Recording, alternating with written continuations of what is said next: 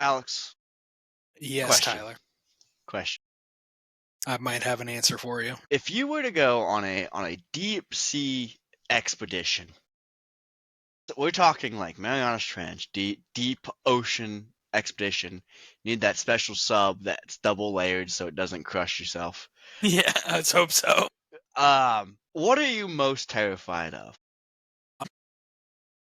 Yes, We're talking there's a lot of organism wise, yeah. not like just outside Just in general circumstances. the fact that you can't see very far. I mean, there's always the fear of like a giant squid or a colossal squid. Like, I mean, those things are absolutely massive.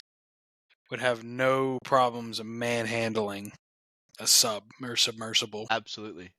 I mean, those things just fight sperm whales for fun. Yeah. Not to mention that sperm whales are also a thing that Yeah, exists down there. they do. They dive very deep. Luckily, the majority of things are small. That is true. That's very true. They're just freaky looking. Yeah, and there's not really any venom per se or anything. Like it's a lot of bioluminescence down there. So there's a lot of cool, pretty stuff. There's also a lot of freaky stuff. That's true. Yeah. A lot of times the bioluminescence is what makes them freaky. That's very true as well. But that's just the opening for the day. Like that doesn't connect to the lesson like we typically do. But actually, it kind of does. Actually, it does. It does. But welcome, But everybody. welcome back to Life, the Complete Story. As always, I am Tyler, joined by my lovely co-host, Alex. Hello, everybody. Today we got a doozy for you. We're talking about holocephali. What's that mean? The chimera. Complete heads is what that means. Complete heads. Yes. Although you have a complete head, and I have a complete head. Indeed. So I don't know what makes these them guys so special. But we'll start, as we always start, with our nature in the news. Today's article, I just had it pulled up, and now I have moved it. Comes to us from nature.com, written by Ehsan Massoud. And we're talking about climate today. A big red button that says don't press. But we hit it, we pressed it. We're talking about the COP29 climate deal. So COP is it's kind of like a conglomeration of a whole bunch of countries talking about climate change and everything they're going to do to stop it. So this talk took place yesterday, 11/24/2024, and it was getting a whole bunch of countries to kind of agree to pay into some more climate change mitigating processes. Really what they're doing is they're asking the higher economy countries to kind of like pay into it to kind of like get the lower income countries up off the ground. So they're asking these richer countries to input about $300 billion annually by 2035 to aid your lower income and middle income countries. And the COP is also expecting those lower and middle ground countries to kind of pull their own weight as well. Not as much as the higher income countries like the US, but do a little something for the group. Yeah, and at least kind of take some responsibility, I think, is the biggest thing they're looking for. Yeah. So this kind of sparked a lot of outrage between some of the officials from a lot of these countries. Some countries' officials saying that they were kind of like pressured into this deal since this was in like the closing hours of the conference, I'd say, trying to strike this whole bargaining chip between the higher and lower income countries. Countries like India, Indonesia, and Nigeria were mad because they felt pressured into the situation, so that the whole thing didn't blow up in their face. And they didn't like. There's a lot of like missing information too. So like, out of that 300 billion, is that grants awarded to the country for that kind of climate change mitigation, or is it a loan like from the US to Nigeria that says, hey, we're giving you $60 billion for climate change mitigation. We expect it back within 10 years. Yeah. I think that's one of the bigger concerns. That's where most people are mad. But like I said, a lot of people are either upset. There's no middle ground in this conversation. Most people are either upset or ecstatic that we have groundwork in place for this.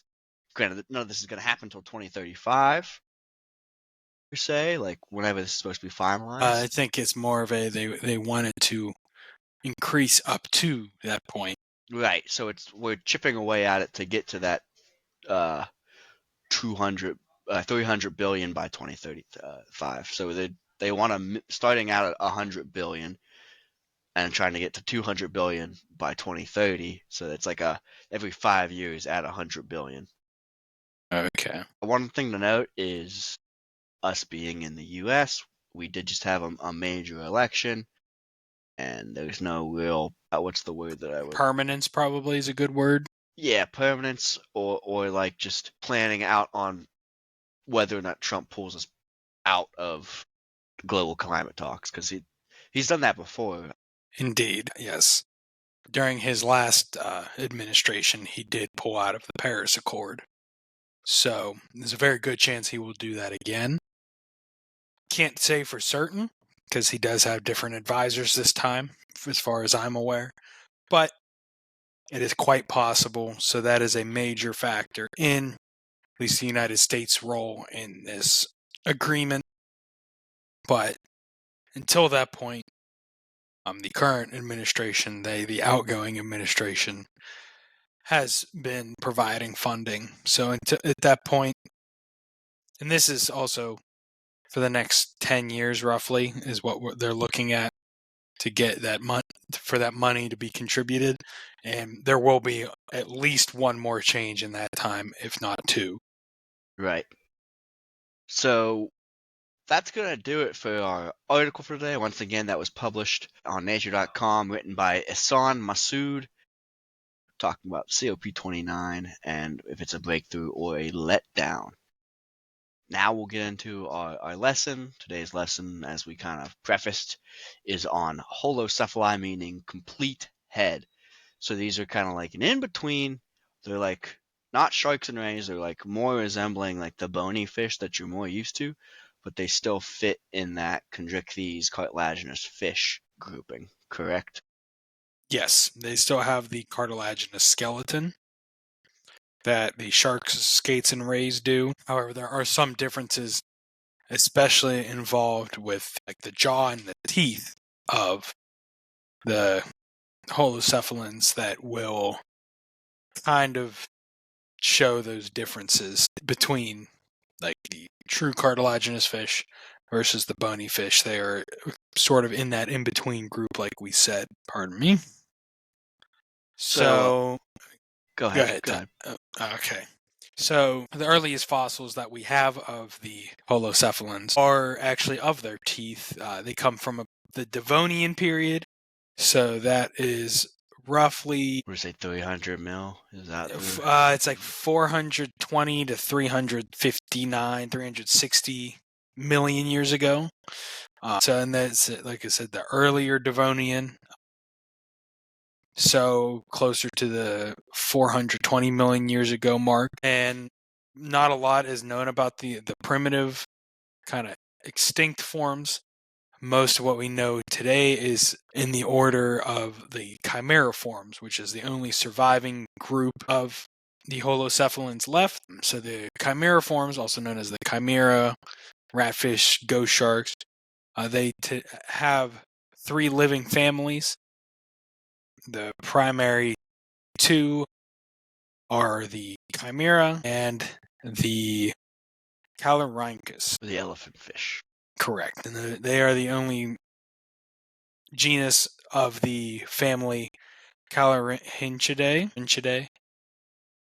So there's not a whole lot in the chimera. I believe have two families. Yeah, the long-nosed chimera and the Short nosed. short-nosed, which are just typically called chimera. Yeah. But there's only about 50 surviving species. So they're not, and they are a deep sea fish with kind of they're not a very large fish either. Overall, compared to some of their relatives within the elasmobranchs, like the sharks, comparatively they are much smaller. That is one that is the ghost chimera, I believe. Deep sea chimera, ghost Deep sea, chimera, either yeah, one works. yeah. So that's a one example. As you can see, they have those very large pectoral fins, those fins right behind the head.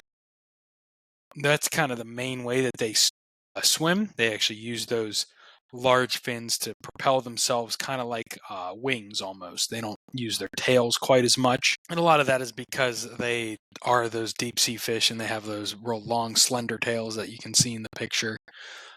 And they feed close to the seafloor on benthic invertebrates, which typically are not very fast either. Don't have a stomach. That's something that we've kind of, at this point, has become kind of a common theme. They have a very well developed digestive system. Or the chimera kind of go back on that a little bit, and it's more simplified, which the stomach and the intestine are kind of merged. And they also have a relatively small mouth. It's just a small opening surrounded by lips, giving them kind of a parrot-like look to them. In some, it's more pronounced than the others. But like we said, the only surviving members are the rabbitfish or the chimera with their two families, and then the elephant fishes, with just that one family. Tyler, if you want to take us into the chimera families. Yeah, so like chimera were a long, long time ago, back in that Devonian, Permian period. They were one of the more diverse and abundant groups. We know this based off the fossil record. Obviously, more fossils existed back then than we have current specimens around today. And the closest living relative today is the sharks and rays, hence why they're in that Chondrichthyes group and that last common ancestor between the two. So this split happened almost 400 million years ago at that Devonian period. Overall, they're soft-bodied, like, and they have forehead denticles to grasp a female during copulation. Don't know how that works on the forehead. Yeah, I'm not exactly sure either. I was a little confused by that, but that's what the research said. So someone that is much smarter than us made that discovery. Yeah, no, that's confusing. So their gills are kind of condensed into a pouch-like bundle with a single slit. So we talked about sharks and rays, they have either 5 or 6 gill slits. Some have 7. In sharks, these ones have a single one, so they're kind of unique in that regard as well. Yes. Alex kind of prefaced this earlier. They have those long pectoral fins, uh, so they can give a like more relaxed forward momentum, which lets them appear like they're flying through the air instead of swimming. They have 2 dorsal fins, as you can see in the picture that Alex has pulled up. They have that taller front one, and then they have a more reduced rear dorsal fin. Others have a venomous spine on that front edge. I'm not sure if this one does in particular, but you could kind of make out where a spine would be at the front of that top dorsal fin. Some of the species in the chimera have a modified rostrum snout region that has those electroreceptors we talked about in the first episode on sharks that I don't remember the name of. Maxillae of Lamia or something along the lines of that. The ampullae of Lorenzini. I was close. No, you weren't. No. Not as close as you thought you were. I got one of the 3 words, right? That word was just of. You get yeah. Their skull is hollow stylic, meaning that the upper jaw cartilage is completely fused to the cranial cartilage. So the upper jaw is completely fused to like The the lower jaw. brain skull part. I think So that's where the holocephalin part comes in because the head is all one yeah, piece. because it differs from sharks because in sharks the jaw is able to kind of detach, and you can see it in videos of like sharks feeding. They kind of like shoot their jaws out and they come back in. That's what Especially like the goblin shark. the goblin shark, the great white does it too, and sometimes there's like if they get like injured during that process, the jaw kind of just like flops out. Yeah. It's kind of freaky looking. So a lot of times when you think of sharks, they have those large teeth that are just rows and rows, and once one pops out, the next one kind of shoves its way in. Chimera, not like that, not at all. They have 6 tooth plates that are stuck forever in there. They don't move, they don't lose. They grow continuously, and they are permanent. And they're kind of in pairs. So one pair is at the tip of the lower jaw, and 2 pairs are along the upper jaw. And they make like a beak that crushes the crustacean prey that they eat. They also are separate from sharks. They have a separate anal opening as well as a urogenital opening. So they have 2 holes versus one anus. Or cloaca. Cloaca, that's the word. Yeah.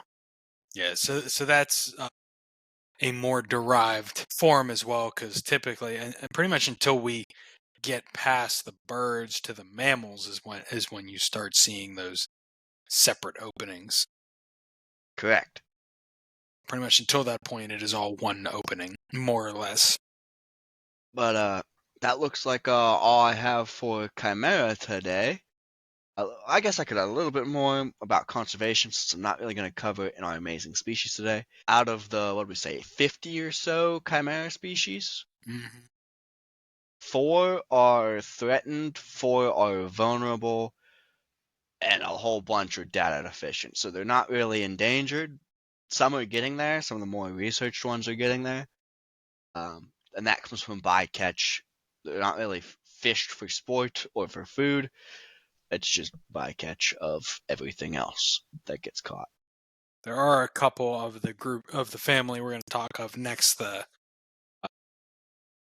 calorhynchids, that are purposefully caught, but they're more of the shallower water, closer to shore species. But the vast majority of them are not really targeted for anything, Right. which is good for them. But All right, Alex, that's all I have for Chimera. Would you like to lead us into our elephant fish? yes, sir.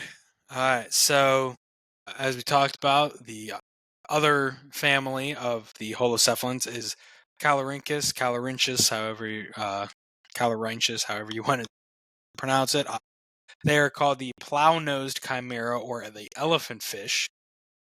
They are the only living genus within the family Calorhynchidae. The There goofy. are there are a few extinct genera that the fossil remains have been recognized, and overall they're pretty similar in their form and habits as the rest of the chimera, but they have a very long, fleshy, flexible snout rather than just kind of that parrot-like beak formation. So it kind of resembles a plow almost, why they're called the plow-nosed chimera.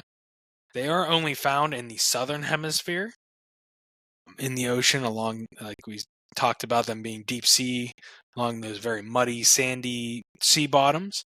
And they actually filter feed mostly for small shellfish. That's the primary part of their diet, and then they do lay eggs like most other elasmobranchs, and they lay them on the ocean floor, and it takes about 8 months for them to hatch. Um, so a little bit about them more specifically. They're relatively small, about 70 to 125 centimeters, or 2.25 to just over 4 feet long. Typically black or brown, like the picture that Tyler's pulled up, or kind of a mixture of the two. They do have those large pectoral fins. And they also have a similar set of fins near the back as well that help them kind of steer and move quickly through the water. The biggest difference between them and the regular chimera is the tail. It's a little more shark-like rather than just kind of a long, slender tail that ends in a point. And as well as their dorsal fins are pretty widely spaced apart, and they're a little more similar in size. Eyes are set pretty far up on the head, so which is kind of interesting for a bottom-dwelling species, but that's most likely to watch out for predators because most of them are going to come from above. True. Yeah. And a cool thing, their eyes are often just green in color. Most organisms up to this point, it's usually just like a black or a dark color. So them being green in color, that's kind of cool. It is kind of unique for a unique organism. Yes. They just scream unique. Yes, they are very much their own group.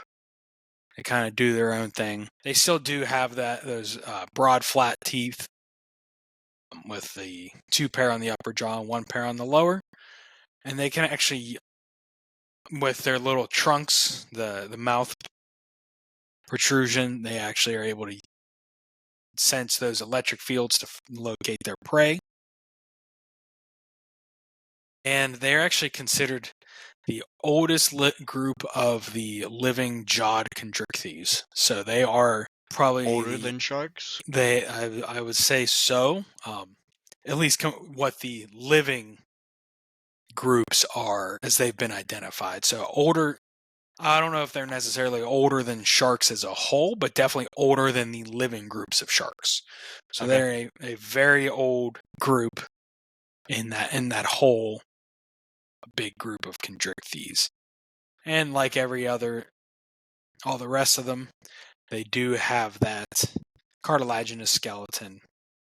But because of the way their head is set up with those broad flat teeth and kind of the fused skull, they are holocephalans rather than in the sharks or rays. And they've actually been very useful in evolutionary study because they show some of the earliest development of jawed fish in kind of the phylogenetic tree. Awesome. Good to hear. So that is kind of the biggest thing with these. They're pretty cool, I gotta say. Yeah, only three species that still exist. Of course, all within that same genus. Awesome. So you said they all live in the southern hemisphere. Correct. Interesting. Anything else you have Primary. to add? I do not. No, Go ahead. that What we pretty said much no, covers primarily our. where?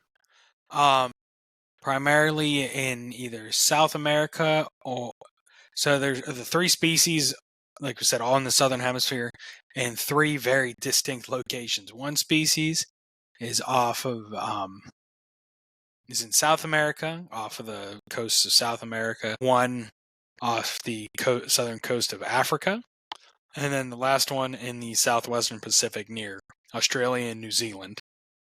Interesting. That is very. So they are well They're spread out. spread out. Yeah. All right. So if that's all you have for elephant fish, that's Yeah, really it all we is. have to cover today for our holocephalids. Yeah, unfortunately, there's not a ton about them, but they are pretty cool and, like we said, pretty important as far as the phylogenetic tree is concerned. Right. But that's not all we have for today. Obviously, Oh, of course not. we have our normal Don't you worry. bits. Today, I'm gonna start, and I'm gonna start with my from the vault A because it's on topic. Yes, sir. B, they're super cool. Today we're talking about sugar. We're talking about the Heliocoprion. Really cool. Alex is, I believe, is working on finding me my picture. Yes, sir. Already got it. So they fit in the gene in the holocephalids somehow, but they're more shark-like, and they have this really cool like tooth pattern structure. It's like they're called tooth whorls, but imagine like a circular saw inside its mouth. Granted, Pretty it doesn't much. spin like a saw. It's kind of just there, and they're kind of like we're trying to figure out how the teeth worked. Is really where we're at here. Yeah.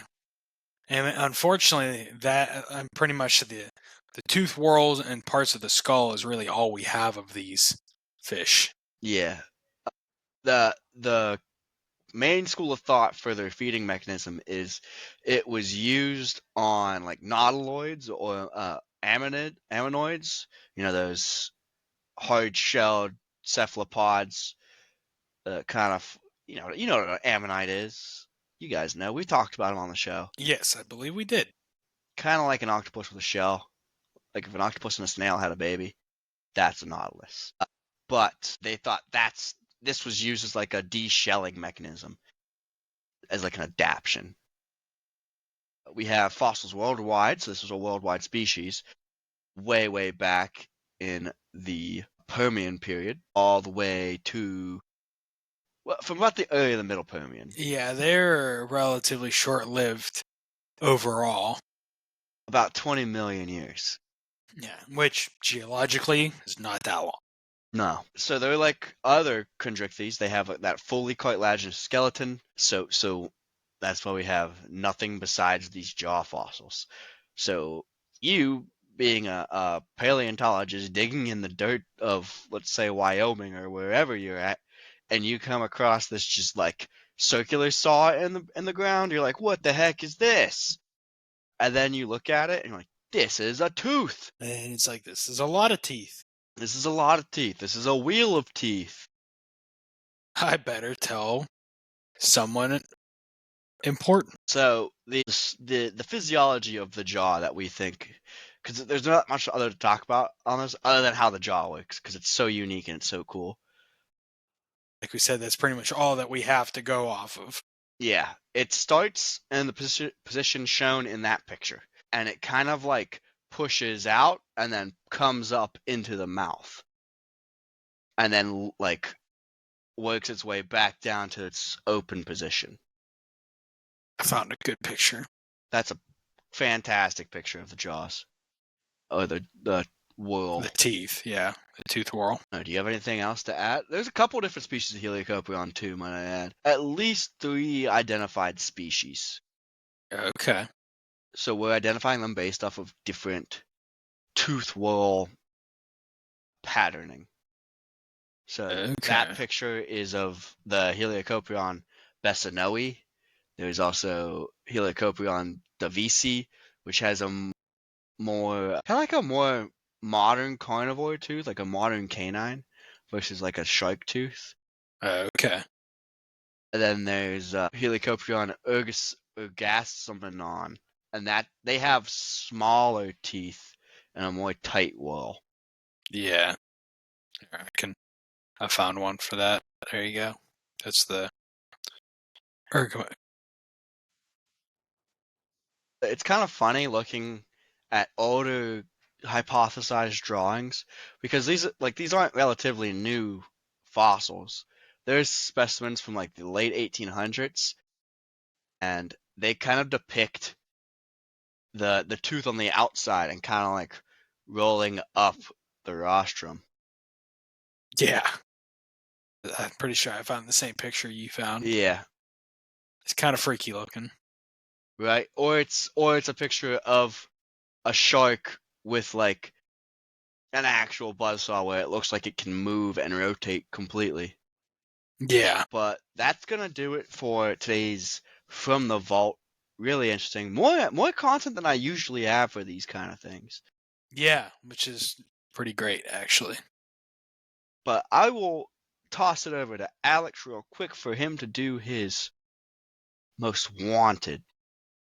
Yes, sir. So this week, for our most wanted, unfortunately, as we talked about, there's not a whole lot of holocephalans around.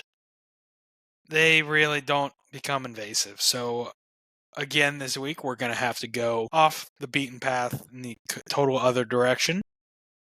We're going to do a plant this week.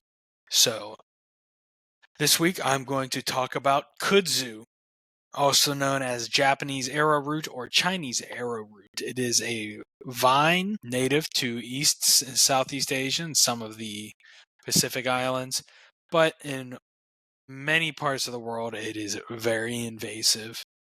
It is part of the pea family, Fabaceae, Yummy. but Ah. it was, yes. So that is what happened when kudzu arrived. It was originally brought, excuse me, it was originally brought as a just an exotic kind of garden species, Because of this factor, it was very nice for like arches and things like that. But it very quickly escaped captivity and is now, This. yes, it is not as much worse in the warmer southern regions of the country. I don't see it near as much I remember when we were in high up here. school, it was all over it was like all over the Yes, high school. yes, it was all over the fences. I remember growing up when I was really little, seeing it a lot on like power lines, especially some of the big towers. But it has since been knocked back. Mitigated. Yes, it has been mitigated. That is a good word for it. And even though it is cultivated, it's considered kind of like a quasi wild plant, even though they're able to cultivate it and breed various cultivars. It is very readily returns to its wild condition. And in the United States, there's really nothing that super controls it. It is used, it's not poisonous or anything. So it is used for grazing by some grazing animals like cattle and is considered high quality forage. But it really does not do well with frost, which is probably why it doesn't thrive quite as well here in the north. The last couple years we haven't had some super hard summers or winters, but we had, I know last year we had a couple weeks of some good cold, even though it wasn't snowy, it was pretty cold. Pretty great whenever it's just cold. I know I hate the cold. I'm a small body. But when you're talking about nature and cutting back on like invasive species, the cold is a wonderful thing It because a is. lot of things aren't used to it. Yes, especially invasive organisms that, unless they're from similar parts of the world, which is then they are a little more adapted to the cold, which doesn't really help. And they are a good erosion control. Since they are legumes, they are nitrogen fixing, so they kind of help give back to the Yeah, they're cheaters. habitat. They're Yeah, cheaters. They're yeah, annoying as heck, but they but they do good because things, so we they keep it do, around. they do, but they do spread by seed pods or through the root systems. They're able to grow up out of those root systems. So something, if kept at bay, can be nice, but overall, Here's the seed pods for those of yeah. So they're video viewers. similar to peas, but not quite. They're kind of a fuzzy, Fuzzy peas. yeah. Um, but unfortunately, because it does grow so uh, voraciously and just so incredibly fast, it is still an invasive species. Outcompetes other plant species for light and resources in the ground. Grows over top of them. Being a vine, especially, it will overgrow and kill even some of the biggest trees because it just smothers them. But it is, fortunately, there are ways to combat it and control it. I'd say it's honestly one of the more well-controlled invasive plants in at least in our Correct. area. I don't I know in the South it's a different beast because the South is just hot, humid year round and it just thrives, but Yeah. Yeah, it does respond well to routine cutting and grazing, if as systemic herbicides, because it is a vine. But like I said, yeah. if that's not your stick, cutting the crowns off, like the top of the vine at the roots, and then pulling any of those surface level runners multiple years in a row is a good way to kind of knock it down, get those roots to use up all those stored carbohydrates and just kind of kill it in the long run.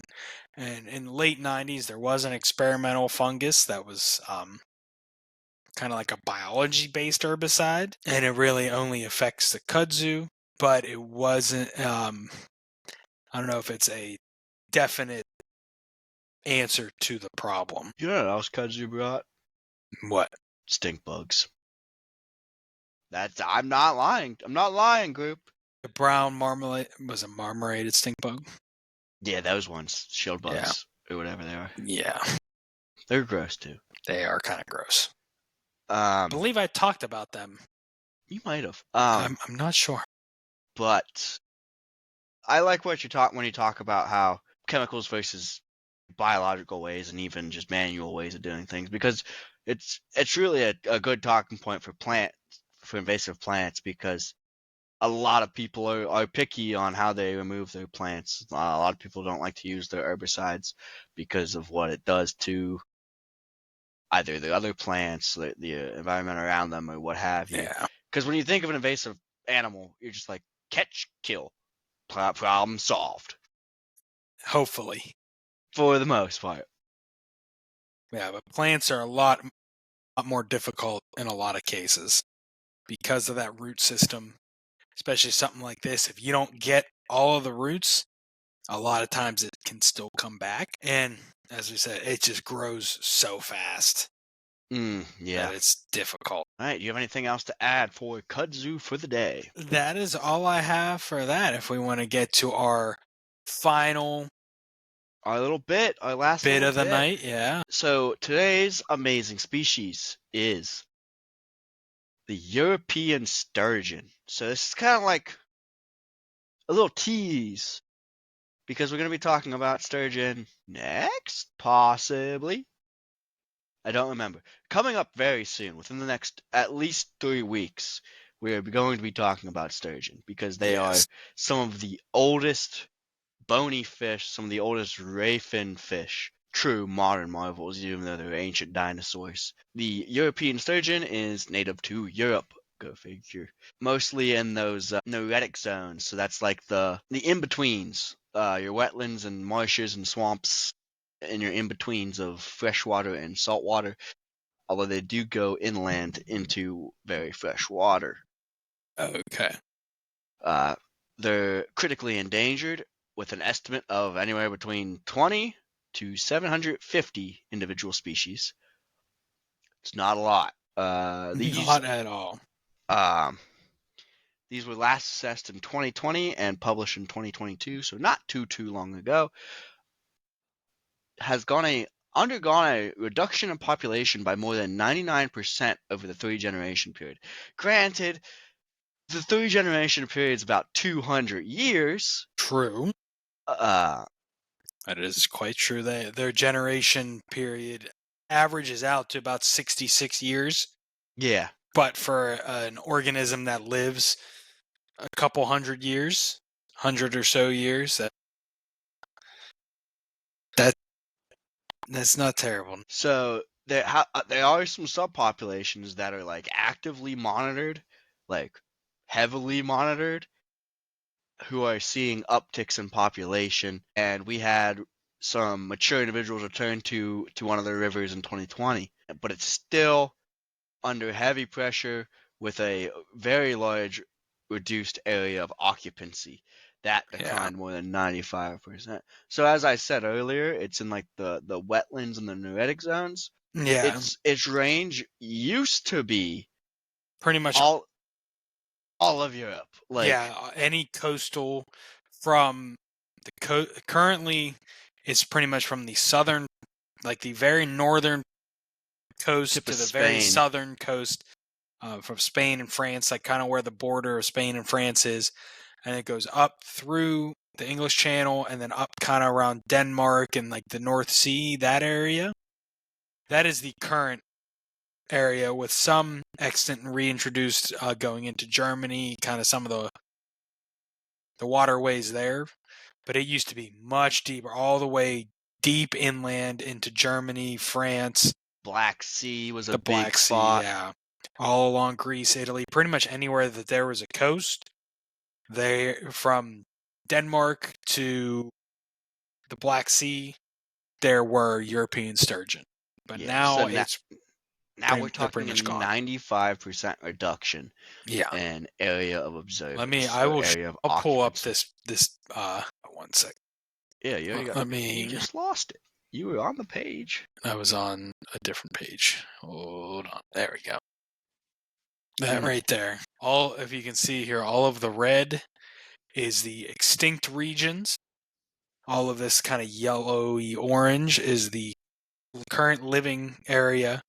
Some of these lighter greens is where they do have both living in reintroduced breeding locations, and then some of the darker bluish green is where they have some resident populations, both living, both extant and reintroduced. So you can see that red is a lot. They really, I guess they really like this English Channel area because it is fairly shallow. That'd be my guess. That's a smart. That's a very good logic to it. Yeah. The advantage right now is that the population is not fragmented. So a lot of times in these more critically endangered species where there's a couple hundred individuals, there's really just like subpopulation here, subpopulation here, subpopulation here. And you'll see that in some of the larger mammals that are endangered, Yeah. as well as like birds and amphibians. Not so much fish. Fish are a lot more mobile. Yeah, because if it's in a water system, it's spread throughout that entire water system unless there's some man-made obstacle that prevents it, Like a dam. like a dam or I guess natural waterfalls and stuff like that. A lot of the threats have been because of mining and quarrying, the Runoff. runoff, shipping lanes for like ports and stuff like that, as well as fishing and harvesting. I'm sure sturgeon make great caviar, and those Europeans love Sure. caviar, I bet. But it is used internationally as a food source, local, national, and international, as well as an animal food source locally and internationally.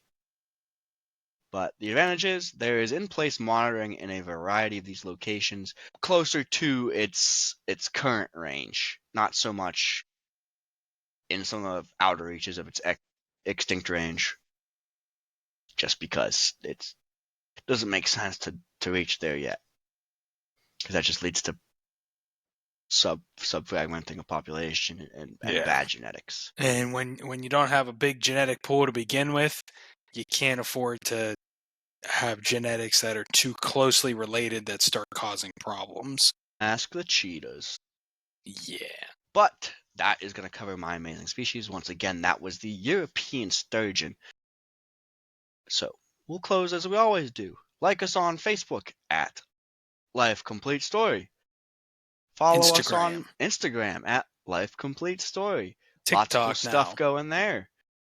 TikTok, Life Complete Story.